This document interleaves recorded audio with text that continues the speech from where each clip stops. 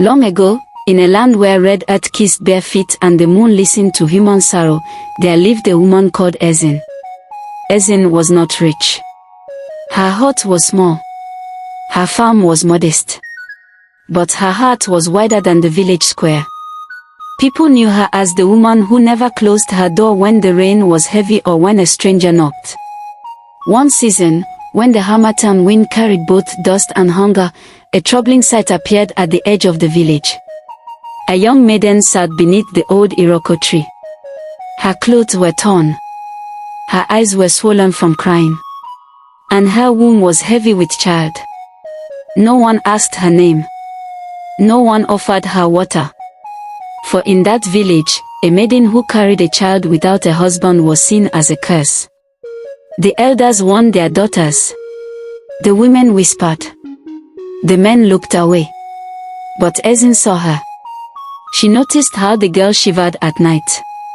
How hunger bent her back. How shame followed her like a shadow.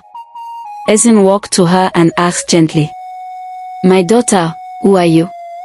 The girl wept. "My name is Sod," she said. "The man who promised me marriage ran away. My father drove me out. My mother cried but did not stop him. I have nowhere to sleep." Ezin felt pain in her chest.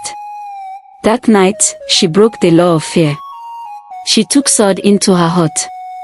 She shared her last bowl of gari. She spread her only mat for her to sleep.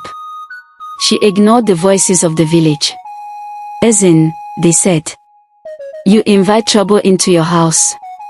But Ezin replied, "If kindness is trouble, let trouble live with me." The months passed. Ezin worked harder than before. She fetched water for 2. She cooked for 2. She sold more yams to pay the village midwife. Sometimes, at night, Ezin stared at the ceiling and sighed. But never once did she complain. Then the day came. Sod cried out in pain, and the hut filled with fear and prayers. By dawn, a baby girl entered the world.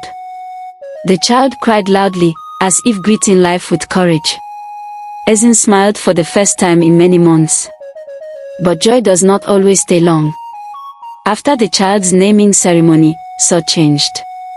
She no longer greeted Ezin warmly. She no longer worked on the farm. She began to leave the hut at night. Strangers visited. One evening, Ezin returned from the farm and found her hut silent. Her stored yams were gone. Her savings missing. And Sod disappeared with the child. The village soon filled with stories. Sod told people that Ezin mistreated her. That the hut was unsafe. That the old woman wanted to harm the child. The same mouths that once praised Ezin now spat her name. Customers stopped coming. Neighbors avoided her. Children mocked her. Ezin carried the pain quietly. One dry season morning, sickness took hold of her body. There was no one to bring herbs. No one to sit by her side. Ezin died as she had lived, silently. They buried her behind her hut. No drums. No crowd. Years later, during the festival of New Yams, a young girl stood by an old, forgotten grave. She asked the elders, "Who lies here?" An old man replied, "This is the woman who helped your mother when no one else did." The girl fell to her knees and cried. She poured palm wine on the earth and whispered, "Mother of kindness, forgive us. I live because of you." The wind passed gently through the trees, as if the land itself was listening.